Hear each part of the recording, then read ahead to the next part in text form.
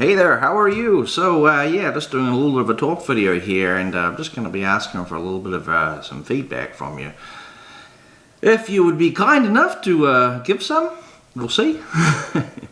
Yeah, sort of talking about diving and the last 12 months and how it's been going and what ideas I've got for the future and things of that nature. I would really appreciate it if you could sort of just give me a little bit of a feedback on just some things, and what happens over the next sort of 6 months to 6 to 12 months will be partially dependent on how many people choose to watch this and what feedback you choose to give me. And I'm going to be sort of jumping around all over in this video here, so I haven't scripted this, I haven't planned it, it's just kind of rough idea in my head, and I don't use a teleprompter or anything like that, so yeah, I might put some time codes on the screen here or something, we'll see. So just on reflection, we'll just talk about this summer just gone to start off with, because we're now in March and the weather is already getting cold. Here in Canterbury, and it's worse down south, but yeah, the summer doesn't stay long in Canterbury, it really doesn't. This summer has been the absolute worst in years in terms of trying to get a clear water or a calm weather day to go for a dive. It's been horrendous. I remember the TV weather guy, that guy on TV1 News, saying that this summer coming is going to be like bad because of El Nino. You know, it's going to be like cooler temperatures and windy. And I tell you what, he wasn't wrong. Because in previous years and years gone by, I've actually been able to get into the water on some occasions as early as September or October. And usually by late October and early November at the absolute latest, that's when the water clears up and you go from green pea soup out there on the peninsula to good weather. And this year we haven't actually reached that point yet.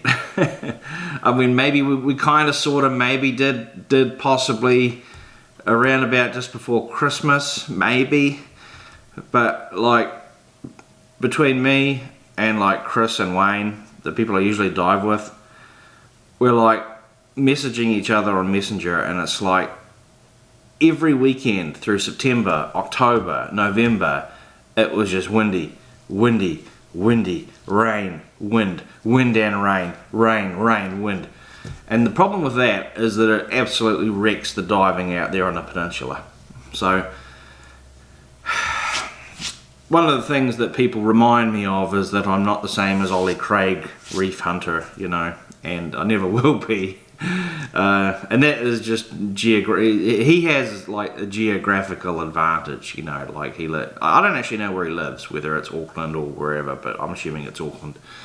But everywhere around Auckland, Coromandel and stuff, you've got a lot of offshore islands you can go to, and you notice when you watch an Ollie Craig video, he tends to go to these like islands. He doesn't tend to dive on the coast very much. He's often going to an offshore island. And if you look on Google Maps at Auckland and, you know, the Hauraki Gulf and around Coromandel Peninsula and stuff, there's lots of little offshore islands you can go to. And if you go offshore to an island and you're going like a few kilometers out to get to an island, then the island is going to give you structure around the outside of the island, and you know, so you're going to get rocks and stuff and fish species and all that kind of stuff. But due to the fact that you're away from the main landmass, the water will be nice and clear and blue. We don't have that here in Canterbury. We literally have the opposite of that. Because we've got one offshore island accessible here. It's called Motino Island, and it's 1 kilometer offshore, right next to a river. That river, you know, and after rain that river pumps out dirty water and it just sits there around the island. So and so you've got that, or you've got Banks Peninsula. Like, that's it. Those are your options. It's pretty shit. So so what do you have in Christchurch? Right, so these are your options. You go diving in Christchurch, these are your options. You go to Taylor's Mistake, you go to Taylor's Mistake Beach, and all the fish species grow small. The water is usually dirty.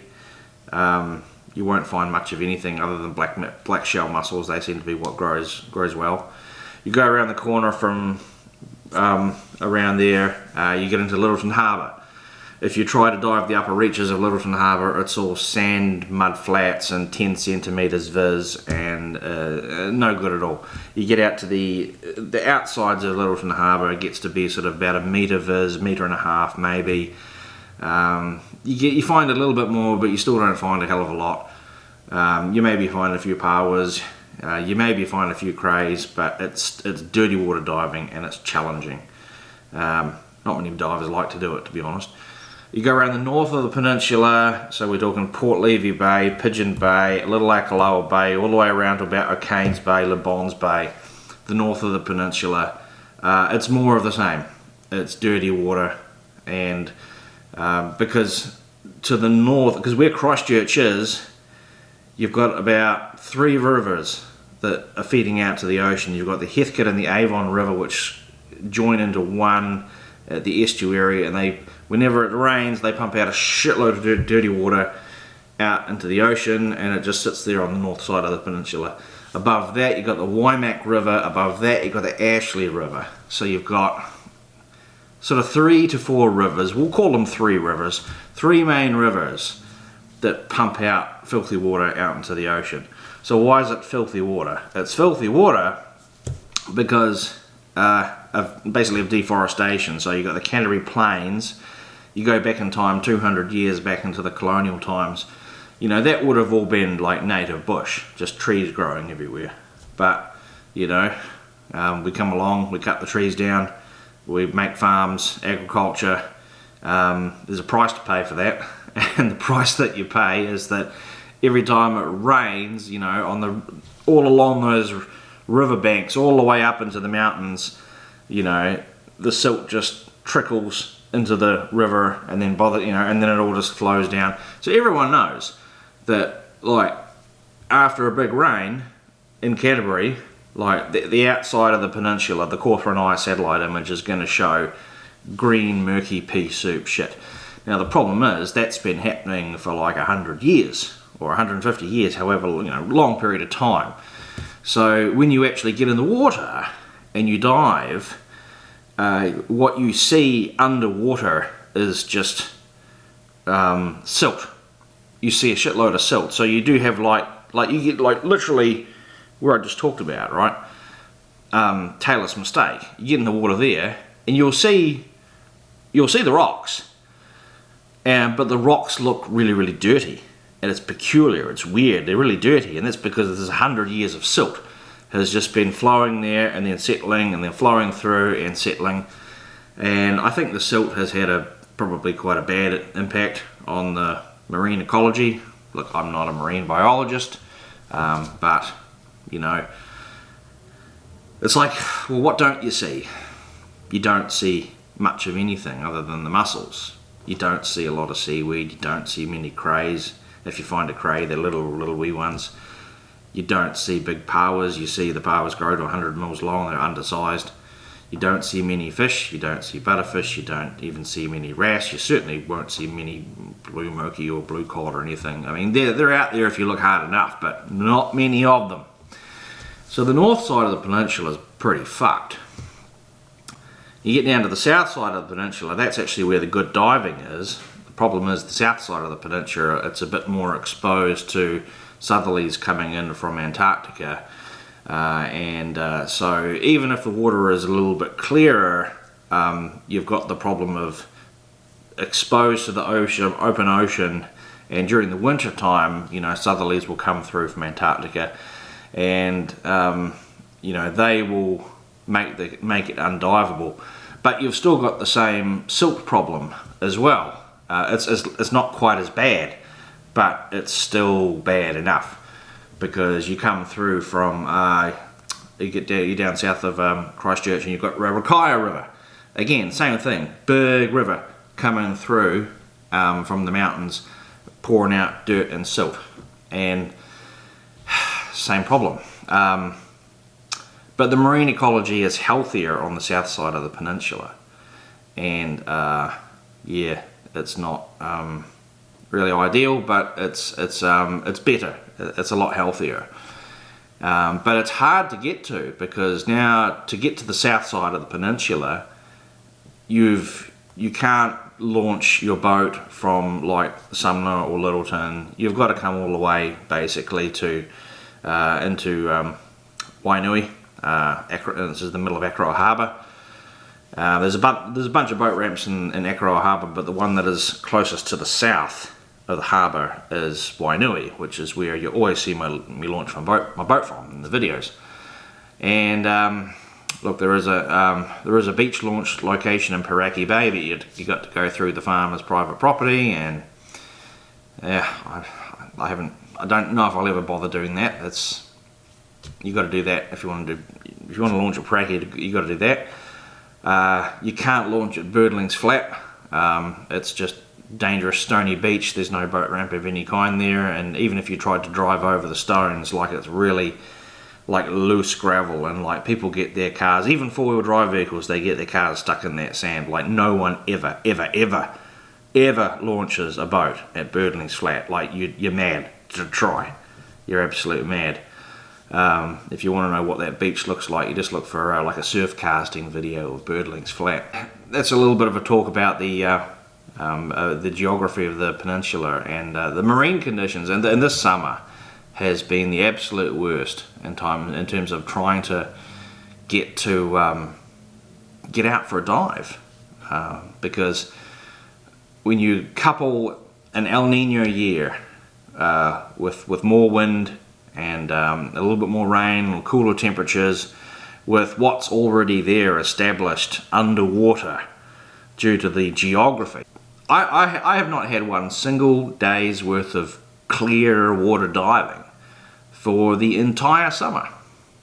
Now, there have been a few days where it's been good, obviously, but those days have been few and far between. You're talking about the problem is that they don't all fall on the weekends. As you know, where if you're middle aged, right, you've got a job to go to, so you can't just go when you want on weekdays. So you got to wait for the weekends, and then you got to have it line up with your dive buddy. So you can't just go whenever you want to go. So you miss out on a lot of those good dive days, and that's what's happened over this last summer. Is that it's been absolute shit, and that was actually one of the things that contributed towards me going up to Blenheim, and I got in touch with Alfie, and it's like, I might come up and come go for a dive up there. So that was something a little bit different that I did that never done before. I'm thinking about it possibly again. We'll see. I'm not quite sure. I mean, every year is different. It's not always the same thing. But I got in touch with Alfie, and it was like, maybe I can come up and stay for a few days. And basically, what I did was I stayed at a place called the Blenheim Bridges Motor Camp, which is sort of in downtown Blenheim. Don't stay at that motor camp, by the way. I do not recommend it. If you could just stay in Blenheim. There's another one, I think it's called Springwood or Springfern. It's like further north. The Blenheim Bridges one, the key is in the name, right? It's called Blenheim Bridges because there's a motorway bridge that goes over the motor camp, and it's noisy as fuck. Do not stay at Blenheim Bridges motor camp. If I go there again, like this summer or in a future year, I ain't staying at that fucking motor camp again. Blenheim Bridges, jeez, no. But look, it was one of these things, and this is what happens with the weather too, is that often, I've noticed this in years gone by, where you will have good weather sort of in November, and then early December, and then by the time you get to sort of mid-December, Christmas, suddenly it turns to shit. And the same thing happened when we went up there. Now, what you didn't see in the videos, because I produced 3 videos from that trip, what you didn't see, and what I didn't even mention, is that I actually towed my boat up there, the Raptor. I towed that boat all the way up, and it sat at Alfie's place for like 8 days, because I was going up there. The first 4 days of the trip was like, I dropped off my boat at his house, and it sat there at his house, and then I went to Nelson to spend 4 days with my father and sister. They live in Nelson, for Christmas, and then came back to Blenheim. And the idea was we were going to go and take 2 boats and go and dive Port Underwood and do a couple of days diving there. And that's where, if you've seen Alfie's videos, he takes the smaller boat out, the 3-metre one, go to Port Underwood. You get butterfish and paua and maybe some crays if you're lucky. It's better diving, but it was like massive rain just hit, sort of right on Christmas, just before the day, the day, right? So got my boat sitting there in his driveway, and it's like the water was like all green pea soup shit, and it takes like 4 or 5 days for it to clear up there. So that's why we went out on Linton's boat, the Scrunga 2, for 2 days, fishing and diving in Queen Charlotte Sound, with sort of mixed results there, but that was a wonderful experience. Really, it was the highlight of this summer. This summer overall has been pretty terrible, but yeah, coming back from that, it's quite a laborious process editing the videos. So that's what I'm going to talk about next. When I produce a Kiwi Kaimoana video of fishing and diving, I aim to use 3 cameras. I have like a GoPro 360 camera, which is sort of on a pole, and I just stick that on the boat somewhere, GoPro Fusion. And I have like a DJI Osmo Action, which is usually the one that's on the headband, and I use that fishing. And then I got like the GoPro 11 Black Mini, which goes on the mask, dive mask. And those 3 cameras usually suffice, and then you offload the video footage onto the computer and you start editing and stuff. And it's actually a pretty gargantuan task. It's like I really need an AI tool to help me edit these videos, because it just takes hours and hours and hours. I don't know whether Sony Vegas Pro have some sort of AI tool that can help you assemble the video. I just don't know. If anyone knows, please let me know. One thing that I'm considering doing is actually just reducing the length of the videos in the future, because like you look at your analytics and it's like you produce a 15-minute video or a 20-minute video, and you've got that typical J shape with the retention graph where 60% or 70% of the audience, probably 70% of the audience, drop off after 30 seconds, and then for the rest of the video it stays relatively flat and it drops down a wee bit. So probably like a third of the people who come to your video to watch it are watching almost all of it, and the other 2/3 are just sort of casual people come in, they watch a little bit, then they leave. That's kind of the difference between your returning viewers and your sort of like your new viewers, because people have got to come and check out a video, and they might have to check out 2 or 3 videos before they decide if they like your videos or not. So it's actually quite a gargantuan task editing the videos. Now I'm going to let you know, I'm just going to speak personally about this, because I actually produce these videos for myself just as much as for you. It's not really just for you. This is actually why I put in so much effort to tell a whole story, from start to finish. Because when I'm showing you the video, I want to show you the whole kind of story. Now, often the whole story, from one video to the next video to the next video, the story tends to end up looking quite the same, because there is a certain amount of routine when it comes to a day's diving. You get the boat ready and you go out there and you get into your wetsuit and you launch the boat and you take the boat out, you find the spot, you anchor up, you do your dive, you get out of your wetsuit, you come back into the harbour, you stop at the salmon farm, you do your rod fishing.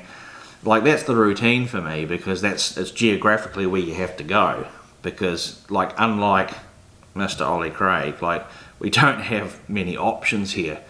It's basically like, this is the path that you go to. Now you can go to other places, like there's one fella called Primal Dive Instinct, and you know, he has a few dives where he goes a Taylor's Mistake and hike up the hill on the Godly Heads and climb on the Black Rock and dive in the water around Black Rock, and it's just, I've been there and I've done that. I've been in that water, and it's hard going. And like, as I said earlier in the video, there's not much there.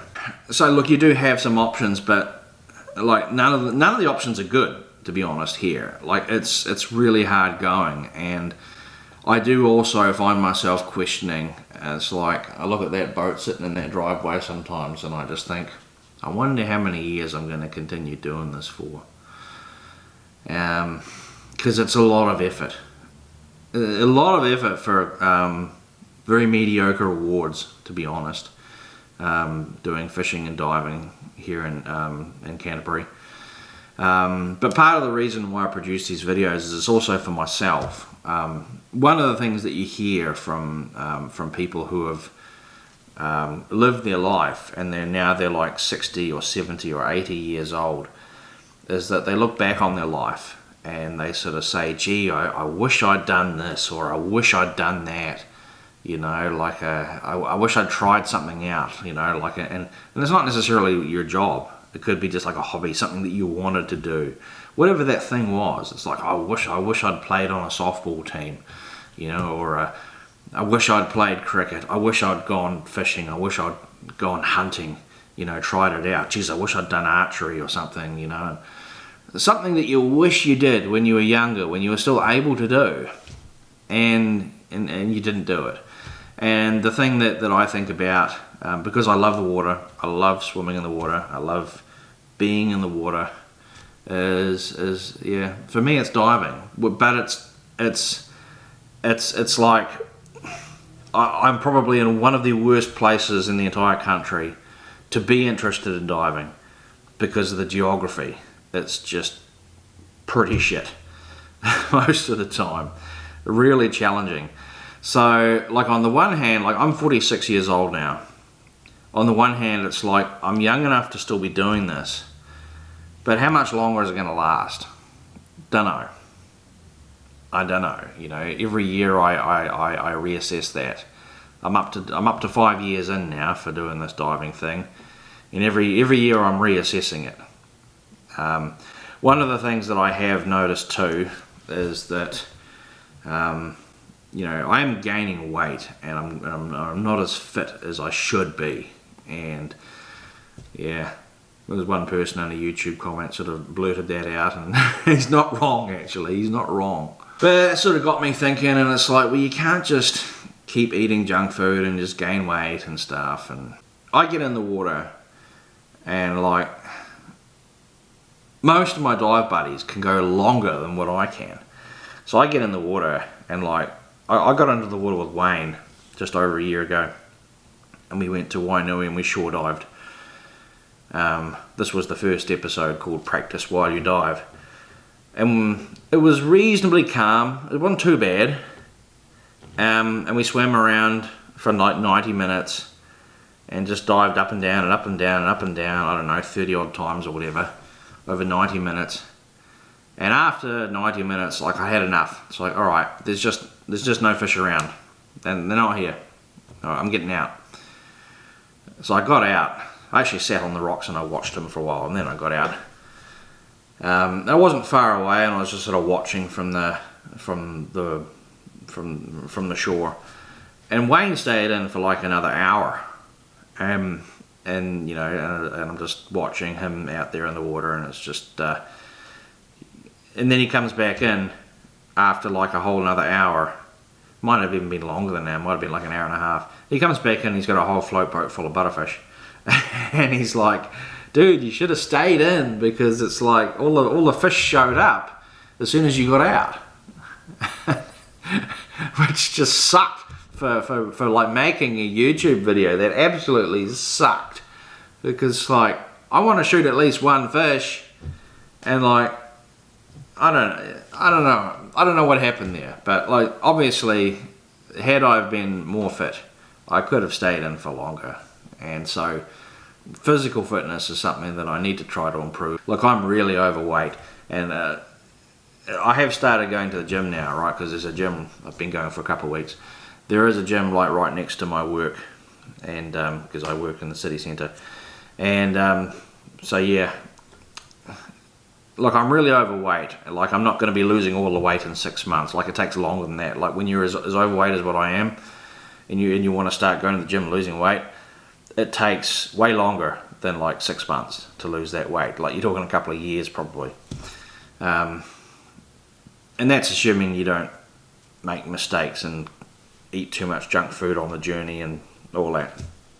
But look, even if I could lose like 10-20 kilograms, that would definitely help.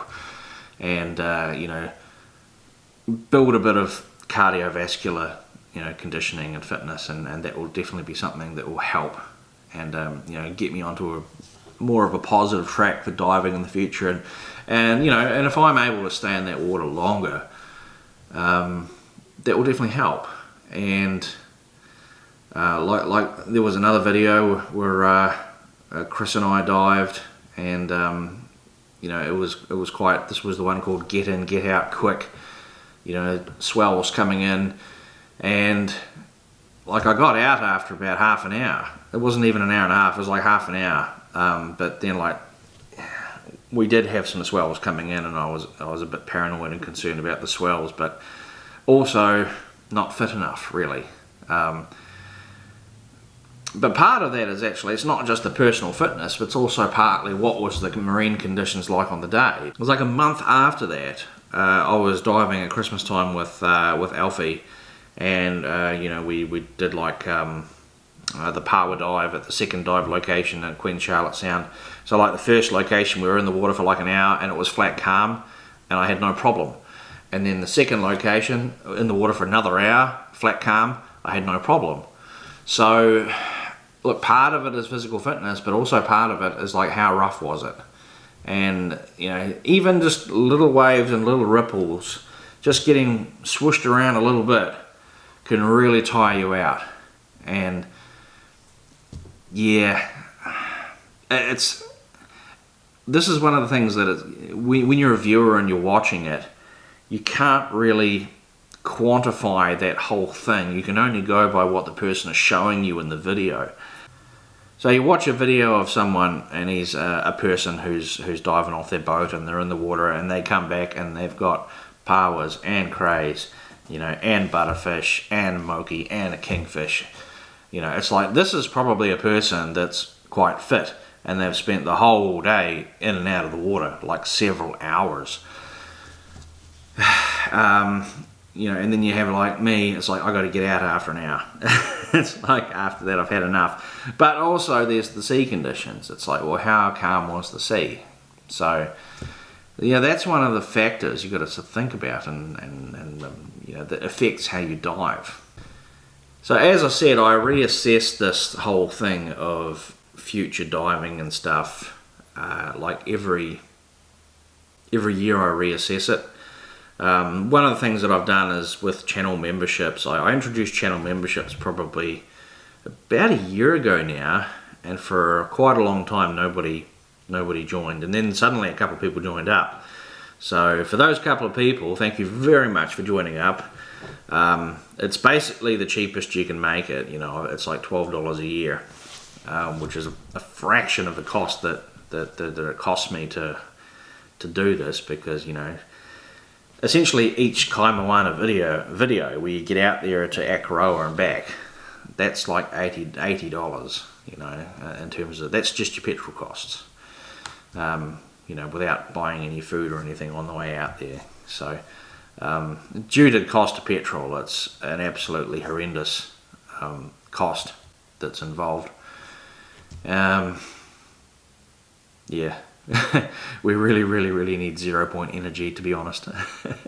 If you don't know what 0 point energy is, Google it. It will lead you down a gigantic UFO rabbit hole.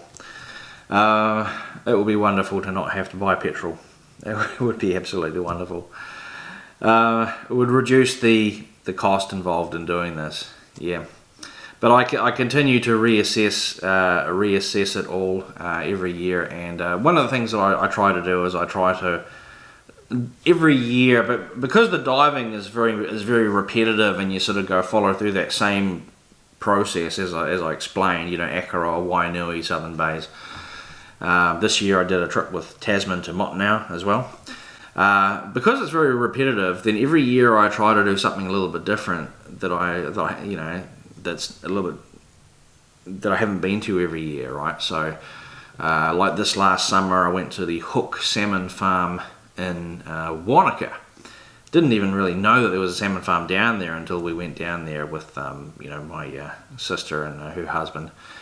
So not many people watched that one, but filmed a salmon catching video at that salmon farm. It's pretty cool. A good family activity, that one. Haven't been up to Kaikoura last year, and this year I don't know, I might do it, I might not. I mean, going up there for 6 powers, 3 on day 1 and 3 on day 2 is barely worth it, to be honest, especially when you consider that Kaikoura, just like our southern bays, is very susceptible to bad weather. And if you go up there planning to dive, you got a 50-50 chance of just going up there and you've got gigantic big waves crashing in and green pea soup water, and you ain't going diving and you've wasted your money. So I've been quite fortunate the last couple of years when I have gone up that it's been good weather. But what happened was the first year, I think it was December 2022, if I recall correctly, they had the power season in the summertime, for 3 months over the summertime, and that was disastrous because thousands and thousands of people showed up. I don't know if you've ever heard this story before. Fucking thousands of divers along that shoreline, you know, on those weekends and stuff, and like the MPI officers were just overwhelmed with the number of people that showed up. You know, just you can't cope with that many people. I mean, people were commuting from the North Island to come down to Kaikoura to get 5 powers on day 1 and 5 powers on day 2. So then in the next year they moved it into sort of April, I think it's April, May, June, for 2 months, like mid-April through to mid-June, beginning of winter basically. Which is good because it means fewer people are going to show up, but it also, the weather is worse at that time of the year as well. So I don't know if I want to keep going to Kaikoura, you know, over and over and over again. Don't know about that. But there's other options as well. Like there was, back in season 2, I went down to Bluff Oyster Festival. Again, but you don't see the cost involved in doing it. That was horrendously expensive because I drove the car all the way down to Bluff and back. I don't even know how much that cost in petrol. Probably a couple $100. And then your accommodation cost. And then like me and Coco spent something like, if I quote correctly, it was like $270 or something on the seafood while we were in there. So it's like you buy scallops and you get like a half a cray, and you get like, I don't know, maybe 12 or so bluff oysters, power pie, and just the various different seafoods that they got in there, and all of it is horrendously expensive. The cost of the ticket as well, which is about $50 to get in, and those tickets sell out quick. Horrendously expensive to go to that. So, but that's a festival, right? And you probably do it once, you might not necessarily do it again. Up in Whitianga, they used to have a thing called the Whitianga Scallop Festival, but then like there's very few places in New Zealand now where you can get scallops, and the places where you can get them are very tightly held secrets because no diver or fisherman is going to publish that information on Facebook or YouTube or anything, because there's so few places you can get scallops legally now. There is the odd plonker that goes and posts a picture or a video, you know, where they've gone and dived for a scallop, and you know they've done it in the Marlborough Sounds or something, and then they post it on Facebook, and then they have 100 people reprimanding them. It's like, what the hell are you doing? So yeah, but there's still like a few options of things that I haven't done. One thing that I was thinking about possibly for this year or some future year is to actually go to that Hutch Wilco boat show, you know, and sort of see all the boats. because that's usually in May and it's in Auckland. So that would mean like a flight up to Auckland, you know, probably 2 or 3 nights accommodation, hang out in Auckland for 2-3 nights, and then come back.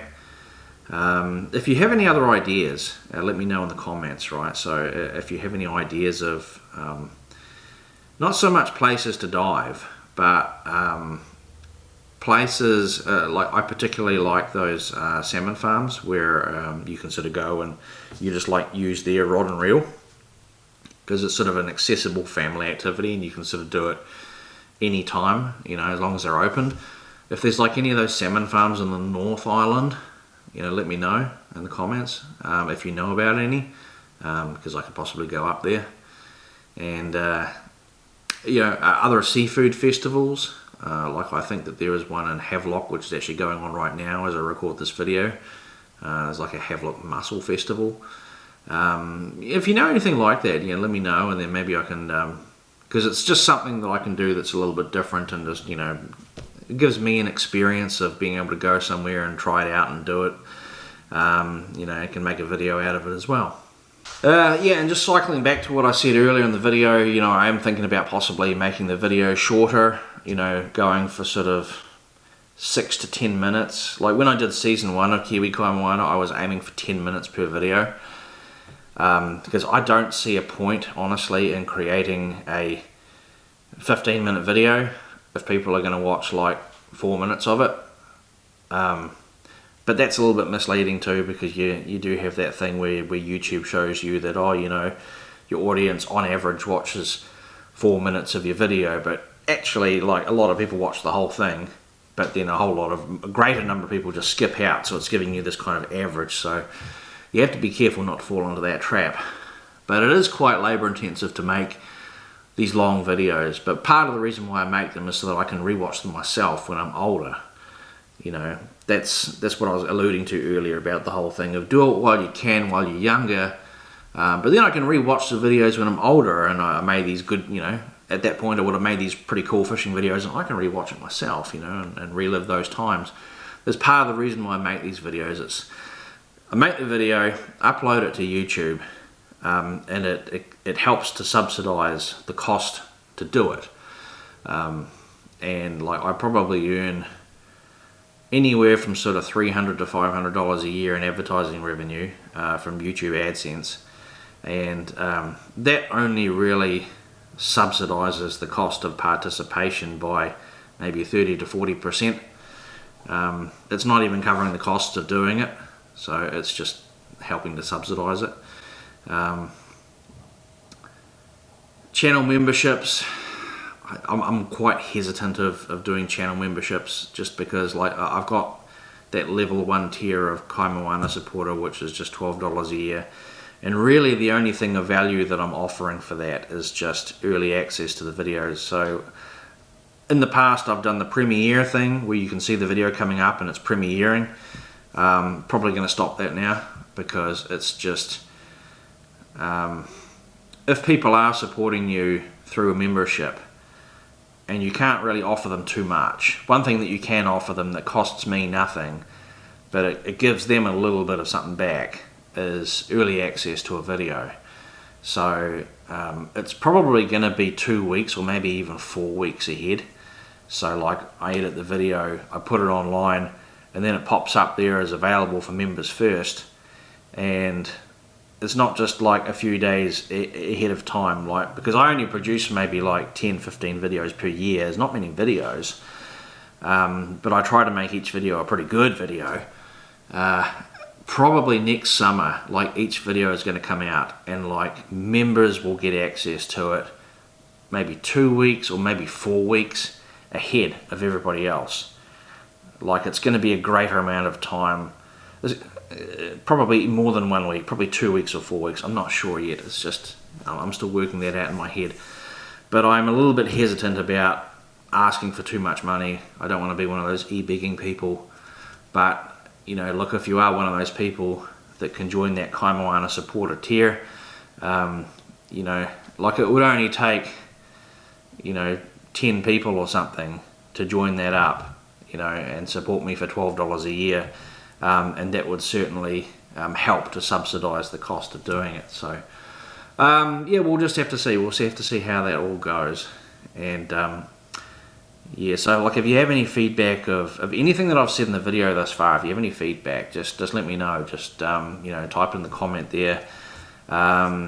Also, if you have any questions about anything, like if you've had any questions about dive locations or what happened on a particular video, or you know, where I might like to go in the future or anything, you know, leave them a comment here. And like if I get several comments, maybe I'll do like a Q&A video or something. Yeah, that's probably about it. It's just I think next summer I would probably like to do moana again. At the time that I release this video, there's a video coming up soon at the time that I release this video, which is the diving the island with Tasman. And so that is another collab dive with me and Tasman, NZ Wild Adventures. And his channel's quite popular actually. He gets like 10 times the views that I get. I think it's because he's a young, attractive dude. You know, he's young, athletic, fit, good looking. Not like me, you know, old fat guy, you know. He's very charismatic too. And he's bloody strong. Like, you probably don't realise this, like when you watch his videos and stuff. Maybe you can, maybe you don't. Like, I go for a dive with Tasman, and like, he's like muscular, you know, like bodybuilder. He's so freaking fit, just fit and strong. Really, you know, just, whew, you know, like if like, I mean, he goes hunting, right? You know, walk up a hill and he'd leave me behind if I tried to do that. Like, I'm nowhere near fit enough to do that. Anyway, I get sidetracked. If you have any questions, you know, let me know, and maybe I'll do a Q&A. And I think that's about all the things that I wanted to cover on this video. It's a bit of a rambling video, and this video will get catalogued and with all of the other rambling videos. But it gives you a bit of an opportunity to hear from me, kind of heart to heart, you know, me talking straight into the camera here. You get to, you know, again, I don't read from a teleprompter when I do this sort of thing, so that's why it's a bit rambly. But you get to hear, you know, sort of the authentic me just talking and pouring out in front of the camera here. You get to hear a little bit about my difficulties and things that affect me and that kind of thing. So yeah, there are doubts about, you know, how long it'll keep going for in the future. You know, the time investment and how challenging it is to do it is a bit of a concern. The geographical environment that I live in here, you can't compare it to Auckland and Coromandel and that, because it's just totally different geographical environment. It's pretty shit here, to be honest. It's actually not a good place to be someone who wants to go diving. I have thought about possibly trying out some surf casting too, so, you know, Birdling's flat, so I do actually have a surf casting rod. I haven't used it yet, so I may be going out there at some point and trying out surf casting. So yeah, lots of things to think about in the future. Lots of things to be thinking about. Thanks for checking out the video.